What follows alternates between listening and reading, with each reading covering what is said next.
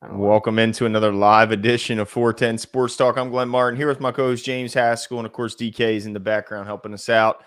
But Jimbo, before we get started, who is this episode brought to us by? Yeah, as always, this episode is brought to you by our proud sponsor, Bet Online. Of course, Bet Online is your number one source for the NBA and NHL playoffs right now, which are hot and heavy. Pretty crazy what the Mavs have been doing.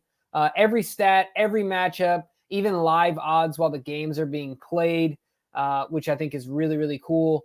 When the game's over, head on over to the online casino as well. If you want more, you haven't scratched the itch yet, get in on a game of blackjack, poker, unwind with one of their 150 slot games. And then, of course, in order to do all that, head to the website today to get in on the action. And you can use the promo code BLEAV for 50% off your first deposit. That's BLEAV, BLEAV, at Bet Online. Check out the website. It's an easy way for you guys to support the show, easy way for you to have some fun more than anything. So go check it out. Absolutely. And thank you guys for showing up and watching the episode here. We're going to be covering week 2 OTAs for your Baltimore Ravens. Get into some of our reaction from the press conferences that we heard. We heard from a few guys. Rashad Bateman was certainly a popular topic. So we heard from him, but also heard everyone else asked about him, including his wide receiver coach, Greg Lewis. We'll get into that.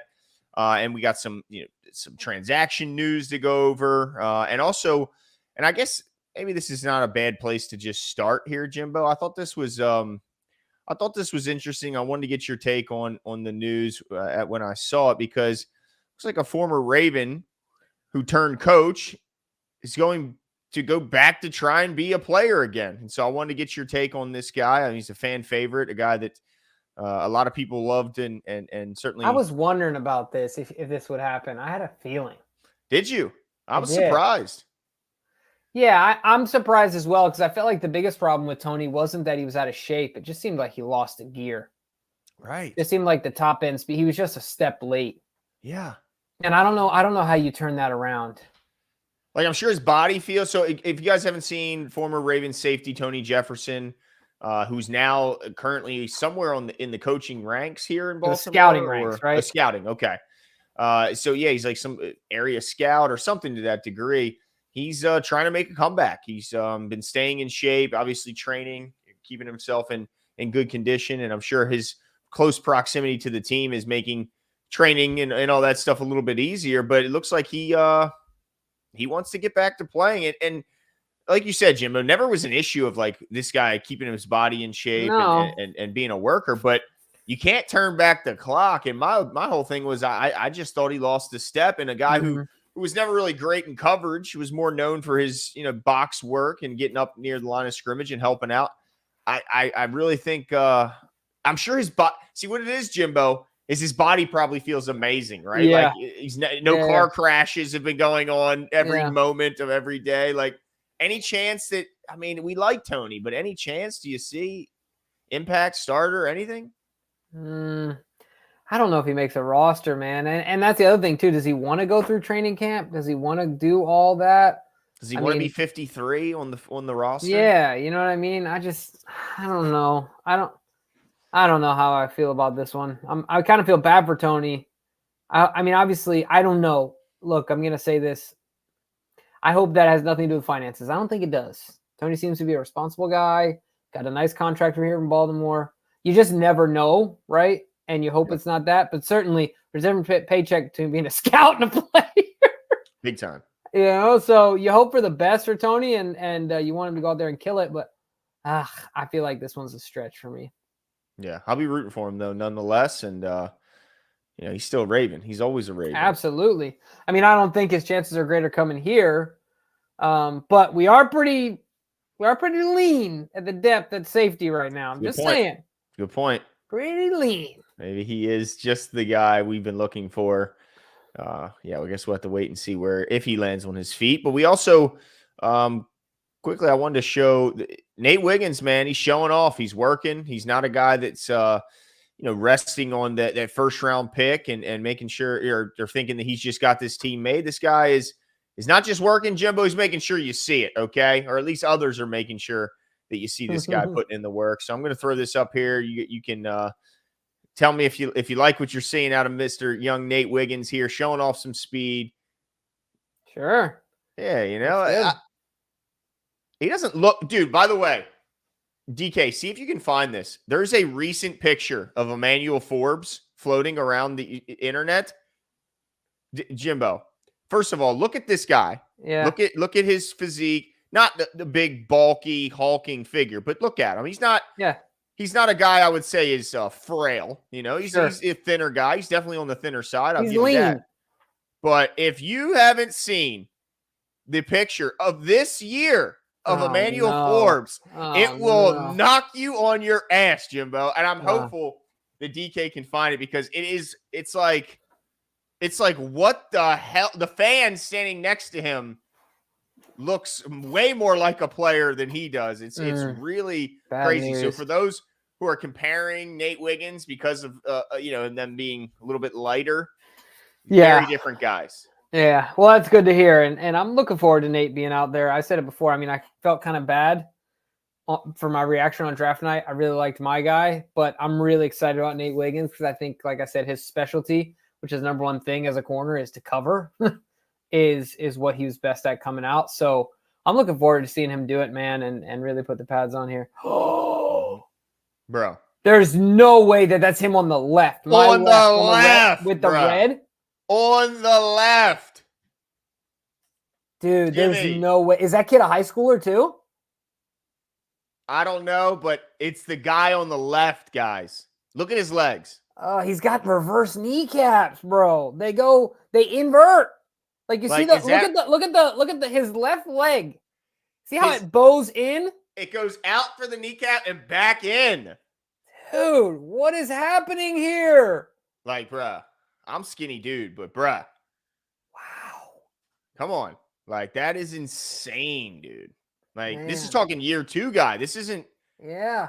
Like, have you been in the weight room at all? Have you been, like, just eat more? It just blew my mind when I saw this picture. Like, I'm like, is it doctored? You never really know nowadays. Like, we could find out, but this is a couple days ago and I haven't heard it. Usually Chad will go, guys, this is fake. You've been had, but I haven't seen that. So brutal. Yeah. Big difference. Big difference. Yeah. Nate Wiggins is not Emmanuel Forbes. So don't. Dude, Emmanuel Forbes, I mean, there's more money in this than endurance racing, but he might have picked up the wrong career path. He might have been a good, he probably can run for a long time. Yeah, I mean, that dude, like, usually to see the knees come out like that is like with children, because it's tough for kids to build their leg and butt muscle. Like, that's a muscle group that takes a lot of work as they get older, but not in an athlete to see thighs that skinny. Who's the dude on TNT that's got the wonky legs? Kenny. Oh, Kenny Smith. Yeah. He's got them Kenny Smith legs. His knees knock. Yeah. What is happening? Oh. Come on, man. Come on, man. It blew my, like, I was like, whoa, there's no way. But anyway, there wasn't a ton of but you're right. Really quickly, you're right. Big difference. Physique, big difference. Yeah, they're not even close. Most of what we saw come out of training or of OTAs today was just what we heard from the pressers. We didn't see a lot of stuff leaking out or anything like that, because just there's not a lot of, first of all, there's not a lot going on, but also there's not a ton that guys are allowed to leak out there and record. So most of what we got is from the pressers. However, I will quickly just go over some transactions here, Jimbo. We did see that our guy, Jamion Franklin, D-tackle out of Duke, was waived this morning, in fact. And in place, they signed defensive tackle Deidrin Sanat, as well as nose tackle Josh Topu. So we'll be rooting for the guy. Certainly was courteous enough to come on our show. We certainly appreciate that. For sure. And it was unfortunate how we found out, because I reached out to him this morning to see if he wanted to come on. And that's when he kind of told me, before the news was even public, that he had been waived. But I'm sure he'll land on his feet. And if he doesn't in the NFL, that guy's got a big, bright future ahead of him. No doubt about it, even if it's not in football. But did want to go over that with you guys really quick. And then, Jimbo, I'm just going to hit you with some questions, I guess, from the presser. You tell me, or comments from the presser. You tell me and react what you think. Isaiah Likely was the first up, at least on my screen. Says he's more confident going into this season compared to last. Yeah. I mean, it's got to be a massive difference going from a guy who, like, we didn't really know exactly what we had with Isaiah Likely. Now, there's no secret. He's not surprising anyone, but that's got to be a big difference in his confidence level. Big time. Absolutely. I mean, I don't disagree with you. I think that the thing that I know Andrew's talked about, and I think both of them, if I'm not mistaken, kind of commented on one another about being an exciting duo. The thing that he's got to work on to me is just his consistency in the running game.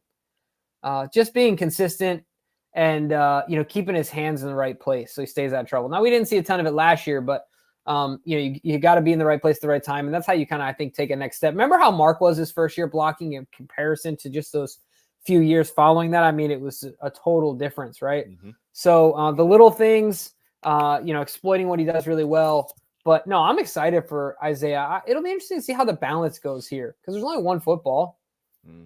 Now Monken knows how to use 2 tight ends. I'm probably better than a lot of people out there. He did it very successfully at Georgia. Yeah, man, I'm looking forward to this guy and seeing what he can do. How are you feeling about Likely and the balance of these two going into this season? Because sometimes, Glenn, like it's a little easier when you know who your lead dog is in each position group. And I'm not saying that Mark is still don't get me wrong, Mark's the all pro, right? Like Mark's been there, done that. Isaiah kind of substitute taught, right? Like while Mark was out, you know what I mean? And he excelled, like, don't get me wrong, but you kind of have both of these figures in the room now. How do you see that shaking out? Yeah, I mean, it's probably one of those problems that's a good problem if you're an offensive coordinator, of having too many guys that want and deserve the ball. I think that he's going to take I think he's going to take big time advantage of these two this upcoming season. I think we're going to see a ton of 2 tight end sets, like you mentioned. And look, Likely said it. His focus this past offseason was at the top of his routes, but also blocking on the perimeter. Yeah. And he kind of included Ricard in the tight end room and said he's the best in the league at doing it. So hopefully that's true. And that he worked himself at least to be effective enough to shield guys off. We're not looking to pancake Pat out here and putting guys on their tuchus. But like you mentioned, Mark has developed himself because of just how massive of a human he is, that he can at least get in the way and make it to where you can't make the tackle. So hopefully if he can do that, Jimbo, and they can become not just versatile in that they got 2 great tight ends and you don't know who to throw.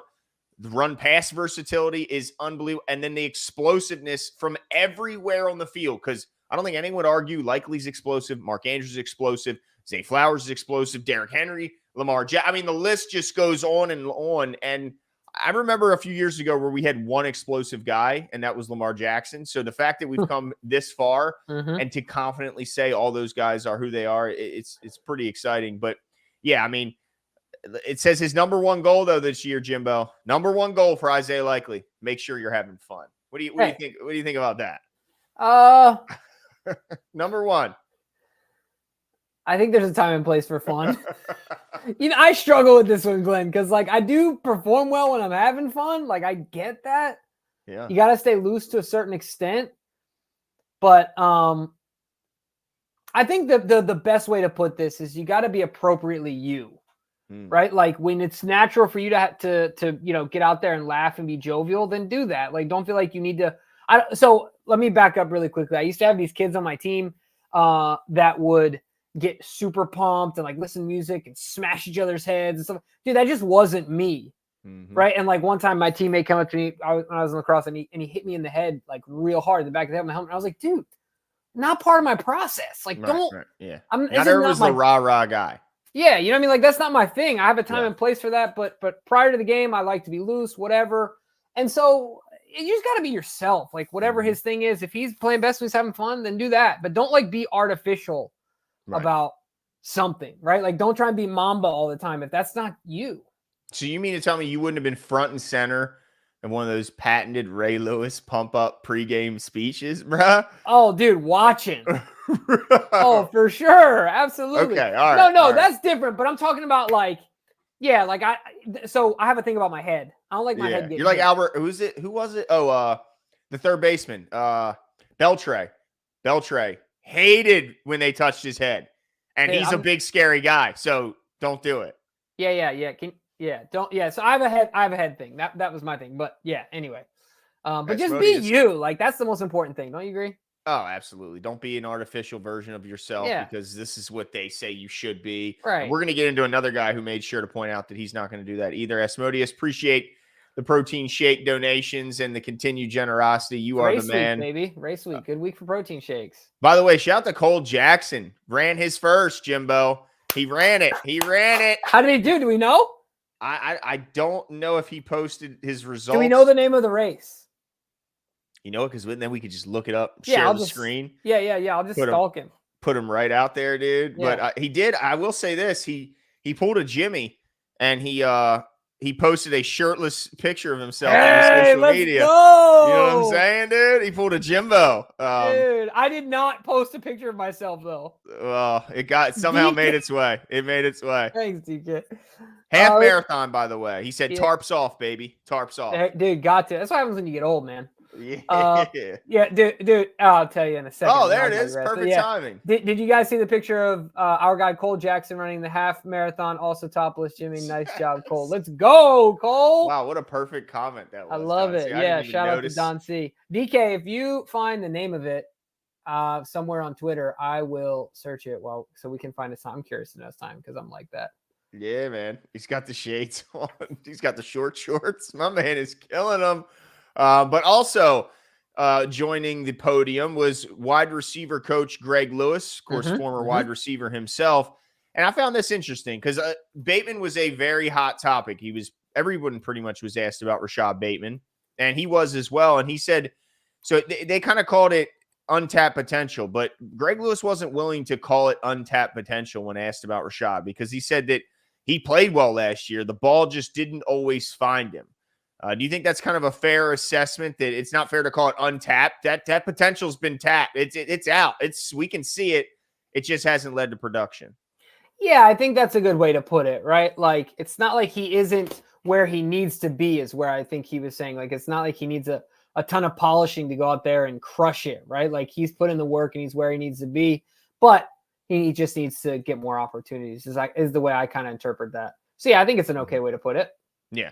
I like that he stopped it and wouldn't call it untapped potential because I think we've seen a lot of Rashad Bateman's talent. Like, it's not like we're waiting to see it. Like, we've seen it. We just need to see it turn into production, and hopefully his health will help with that. Also, Greg Lewis was complimentary of Malik Cunningham and his position change, saying that his knowledge of the quarterback position will help him as a receiver when facing stuff like zone coverage.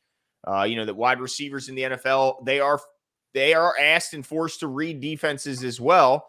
And so his ability as a quarterback already knowing how to do so will only make this transition easier. You buying into it?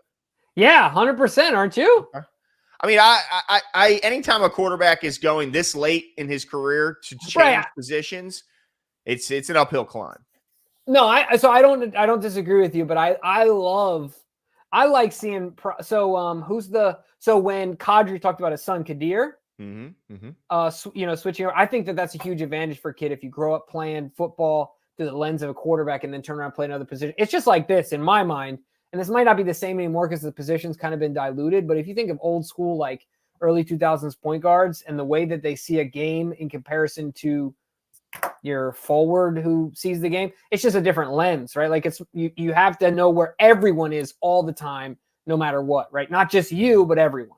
And so that makes your life easier when you're like, oh, I only need to worry about myself for the most part here. And you're able to read coverages and stuff like that. I mean, I think it helped Anquan. I think it's helped Travis Kelce. So, yeah, I mean, I think it definitely gives him a leg up in the likelihood of being able to successfully transition from a quarterback to wide receiver. Yeah, let's see. Other things have to work out, but I think it's a definite advantage if he can get it done. Yeah. Dude, I saw Cole. I just saw Cole's picture, by the way. Shout out, dude. You know what I'm saying, bro? Baby, I love it. Dude, no shame in his game, bro. Let's go. And he shouldn't. It's that's no easy task. That's for sure. As we get older, it's not all about aesthetic. It's about what your body can do, right? Hey, dude, he looks pretty good to me. Okay, looking great. Looking pretty good to me. Lewis went on to say that Zay Flowers was responsible for the pass catchers doing push-ups after drop passes. Went on to say that Zay has taken on more of a leadership role with Odell no longer there. Do you like seeing that? I mean, do you think it's just natural, normal kind of flow of his career that he's eventually going to be the alpha, the leader, the everything in this room? Yeah, I think so. I mean, I don't know. I guess part of you would want it to be Rashad Bateman, right? Like he's been here the longest at this point. But if it's not him, if he's not that Yeah, it's gregarious, gotta be outspoken, right. It's gotta be Zay for sure. And Zay definitely has that in him. I think the most important thing that I think Zay does a good job of, with his work ethic is you just got to model, right? You got to model it. Like we're all children. Children don't really listen to what you say. They just do what they see. And so like to that same extent, your teammates are just going to match the standard that you set. So yeah, you have those expectations of yourself, and unless you're the late Kobe Bryant Lakers teams who don't respect themselves enough, according to Kobe Bryant, the late great Kobe Bryant, then yeah, they're going to follow suit, right? So I think it's good. I think it's excellent. Yeah, it's pretty cool. Pretty cool to see. That guy is definitely going to be a special player. Already is, and he's definitely going to get better. All right, Rashad Bateman's time came where he was asked a bunch of questions. And I tell you what, ever since really this, I think this offseason where there was a lot of question marks, where was he going to be? Were the Ravens going to trade him? Were they going to, allow him to just play out and sign elsewhere? This guy's been so incredibly mature in how he answers these questions. And sometimes it's easy to do that early on. Like, it's not easy, but it's easier to do that early on where you can say the PC answers. I'm sure they have, they have resources where guys could go, all right, what am I supposed to say here? Because if I say what I really say, it's going to be a problem. It seems genuine from Rashad. Like everything he said, this doesn't seem like he's just PCing it up and trying to say whatever PR guy is telling him to say. This seems just like that. He just has a very mature way of looking at what happened to him, his situation here with the Ravens. Talked about this healthy of an offseason is the first time he's had this since he joined the NFL. And he wasn't willing to blame the Ravens. He was just saying he's not sure what the difference was between college and now, but he hasn't been healthy until this offseason. Have you been impressed as I have been, Jimbo, of his just maturity through this whole situation? Seems grounded. I think like that's a good word for it, right? He just seems really grounded, like centered. Yeah. Not to sound too like a yoga instructor, right? But like he seems like he has a foundation, has a belief system, and he's just being patient, right? Giving himself an opportunity. He talked about it, right? Like this is his first healthy offseason. Holy crap.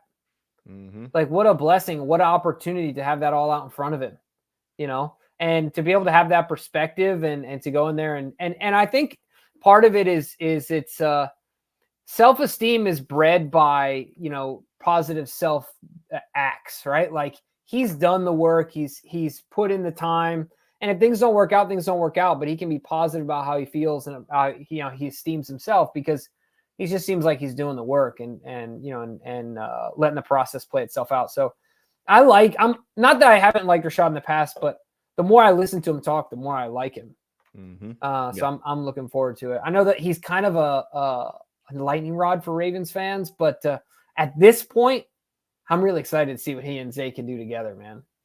Yeah, and I know they were drafted in the same round of the same year, but him and Ndafe are definitely the two lightning rods on either side of the ball. Oh yeah, lightning rod draft. It's a good point. And big years for both, and I think expectations are high on both sides for both guys as well. So we'll kind of wait and see if those guys can live up to those expectations. But he also talked about the extension. He said it came out of nowhere. Says he feels blessed, but did not see them offering him that extension. Said for him, it was a no-brainer and that he loves playing here and he's happy he got it done. But were you surprised to hear that he was shocked that an extension was offered? Yeah. He was kind of thinking he was probably going to have to play elsewhere.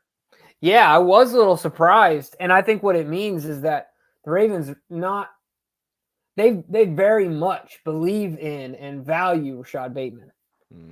Because if they were proactive about it, and maybe they obviously it sounds like they knew as soon as he did or before he did the situation, then they wanted to be the ones to extend a hand. I think that's awesome. That's gotta make you feel good too, right? Yeah. I mean, to be shocked in that regard, like when you're thinking, man, are they going to be done with me? Am I going to have to find a new city? I'm going to have to move my whole family. And then you get that surprise, like, hey, not only do we want you here, but we're willing to give you this amount of money to do it. And let's get it over with right now. Yeah, I mean, he talked about the comfort of knowing that not just the contract being done, but also know what his playbook is going to be this year, who his coach is going to be going forward, who his quarterback's going to be, like all that, so he can just go out and play ball and doesn't have to focus on any of that stuff. It's pretty cool to see. Also, when asked about his leadership, and he talked about kind of how you said, Jimbo, he's not going to be anything different than who he is, and that he leads more so by example and hopes the younger guys can see how he works, how he prepares, and learn from that. Says he's not going to try and change who he is just to try and become a more vocal leader. I like that. Don't just try and shoehorn and crowbar. Yeah, so annoying. Because then you come off as like a goofball phony to your teammates, and that's not good. Yeah. No, I agree with you. It's just, be who you are, man. Yep, it's good enough. It's always going to be good enough to just be you and try and be the best version of you. That's all anyone can ask. All right, then now Mark Andrews came to the podium, and he says that him and Likely should be a dynamic combination at tight end. Says they're both mismatches no matter where they're lined up, and also what I love about Mark Andrews, I know Lamar has to love it too, even though he may not like vocally say how. He always makes a point to compliment the shit out of Lamar Jackson. He always does. Like, he never misses opportunity. Says he's second to none at the quarterback position. Yeah. No, I mean, he has to understand that, like, where your bread is buttered. But that's his guy, man. That is, even when not asked about Lamar. Like, and you remember we still have Lamar? Yeah, that guy's still here. Right. Don't forget about him. Now, it's funny. You probably aren't asking Mark about fun too much. See, that's just not his – it's not his MO. You know what I mean? His fun – his fun is a different fun. Yeah, right? Yeah, exactly. It's working at football. And he said that last season was hard because he got to see his teammates playing for something pretty big, and that he missed so much of it with the ankle injury, but said that working so hard to get himself able to play in the playoffs, even though he was still dealing with injuries, is what set him up for such a great offseason this year, and that this is really going to propel him into a great 2024 season. So that was good to hear, and certainly he seems motivated. He seems confident. So that was nice to see. And then when he was asked about Derrick Henry, Jimbo, he immediately started smiling, and like he's like a little kid where he's trying to not smile, but he can't. Just at the excitement of knowing Derrick Henry. And then he went on to point out, and don't forget that Lamar Jackson's in that backfield with him. My goodness. I tell you what, if they're excited, we're excited just watching it. Really quick, funny anecdote. I don't know if this is an anecdote. Comparison. Ron Swanson, I knew you haven't watched it. He's really bad at having fun. Okay. And finally at the end of the show, he gets married. His wife is like, Ron, have some fun. They're at a fair. They're at the state fair, and he's like, "Oh, I had plenty of fun today. I recalibrated all the scopes in my rifles. Enough fun for me for that." Like, that's very Mark Andrews, right? Like, Mark, go have some fun. I had plenty of fun today. Hit 2 hours in the gym and caught 500 balls off the jugs. Yeah, relaced my cleats. Yeah, tons of fun. I'm good. Like it's just all about work. It's all about ball. No, I love that. But yeah, man, it has to get you riled up when a guy like that is thinking about, because you know what Mark's thinking about: loaded box. Explosive play, more opportunities, and not just more opportunities for him, like he's a selfish guy, because Mark certainly is not, but just more ways to beat you, right? Like even less pressure on him and Lamar, right? Like let's give Derrick Henry the ball and let him do his thing with 8 minutes left in the game. So man, I'm excited about this, dude. I can't wait to see how this offensive line turns out.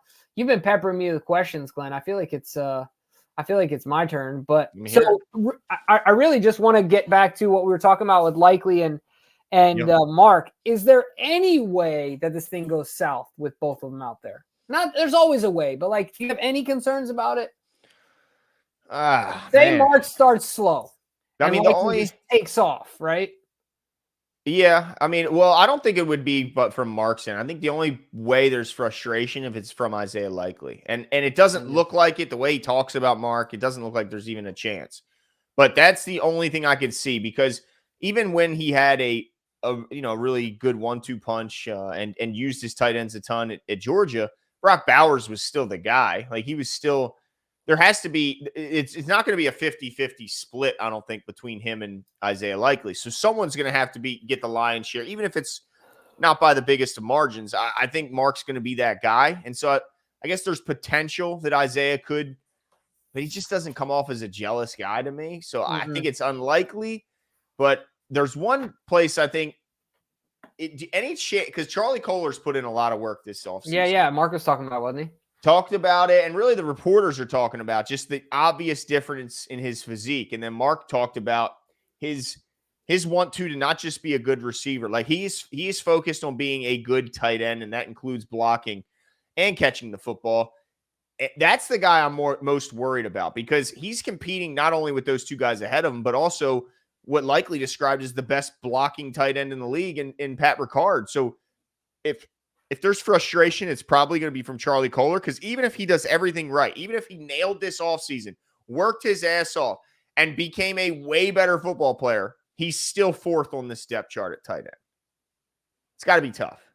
Yeah. Because Pat Ricard, I'd say, is the third tight end, and But in a lot of ways, I guess my only argument to that would be, in a lot of ways, you could correct me. I might be thinking about this wrong. Won't there be a lot of scenarios where Pat and a likely, or Pat and Mark are out there potentially more than, like, I feel like Pat's going to be out there a lot, right? Mm-hmm. Like, so I guess what I'm saying is that, not that it makes much of a difference, but in my mind, if I was Charlie, I'd be like, okay, I'm actually the third, because Ricard's like a different, he's just different, right? Like he does different things. He's out there in different scenarios and stuff like that. I don't know. Maybe I'm trying to make Charlie feel better. Where's Charlie going to play? How? No, you're right. It's like, yeah, what's going to happen? But I think this is the thing for him. This is where he needs to practice some patience, right? Practice some patience, continue to learn, and know that you'll have your opportunity. He's going to have his opportunity, whether it's here or somewhere else. Yeah. Right? Because that's just the name of the game. Right? Like Mark Andrews isn't going to play forever, and he might not play here forever. You just never know, right? I'm not saying he's out the door. Don't get me wrong. I'm not going to go out and say we're going to trade him because Charlie Kohler's taken off. But I guess you didn't see my wink there. Oh no, sorry. I was But no, anyway. I can literally see your whole face, except I can only see the right side of your face. Here we go. Not bad. Yeah. Not bad. Yeah. I like the rest. I like to look at the rest of your face while you're trying to wink this one eye. Like the rest of it's like, dude, check out the ears. Check out the ears. Can you see that? Dude, I can. You're like alfalfa. Yeah, I can move one. Ready for this? This is just one. Ready? Bruh. You're alfalfa. You like that, This dude? guy's got skills. Anyway, yeah. I mean, I think Charlie just got to practice some patience, because injuries happen, which we don't want to, but they do. Yeah. Guys move on. Things happen. Like, he's just got to practice some patience, man. I don't know. Yeah. And look, it could or be say play me at wide receiver. Well, I mean, so would Mark Andrews and Isaiah likely say the same thing. But I think the way he finds success is everyone's gonna overlook that guy when he comes in. And Exactly. maybe it starts as a blocker, and you slip that guy, underneath the coverage, and you sneak a touchdown. And dominate in the preseason, dude. Just dominate. Mm-hmm. When you get your opportunity to put tape out there, just make people look silly. Yeah. Yep, exactly. And he's going to have opportunities certainly in the preseason. No doubt about it. Mark Andrews was also in favor of the hip drop ban. Any surprises there? No, of course. Of course. I just don't know. I don't know what the heck we do here. Like, I don't know how you referee it. I'm just trying to figure it out, because just I'm learning it. Not that I'm one way or another. I think it's just tough. So if I understand correctly, it's like the swing around, right? Like, it's the dropping your weight on the back of their legs while grabbing them looks around. Terrible. Yeah, it does. And it's just like you said, the policing of it could be frustrating, especially in the early parts where they're really trying to get it out and emphasize it. Yeah. It could get I think as a whole, the NFL just needs to utilize the eye in the sky better. I think they just do. Yeah. Because there's no way you don't have the technology for the referee in the sky to say, hey, blow the whistle in 2 seconds. Yeah, and let's move on. Like, let's just throw the penalty. Let's not make it a freaking thing every single time. And then you replay it on the screen 1,000 times. Yeah. Right? Like, let's not do all that, Yeah, it's goofy. Blake Oliver says, and I appreciate the generosity. Appreciate the super chat. He says, man, I can't wait for the season. I'm taking my dad to the Ravens and Cowboys game for his birthday. That's awesome. He's a Cowboys fan. So hopefully the Ravens will blow them out. Absolutely. Look, that's anytime you can take your dad to anything that he's a fan of or enjoys doing, it's a pretty special day. And I'm sure you guys will have some fun with the fact that you're on opposite ends of the aisle there. But yeah, man, there's nothing like going to a live football game with passionate people. It's going to be an absolute blast, I'm sure, Blake. Yeah, and I can't wait for this season as well. No doubt. Yeah, enjoy it and take lots of pictures. My only challenge to you, my friend Blake, is take 10 pictures of you and your dad. You and your dad, not of the field. Take 10 pictures. That's you and right. your dad.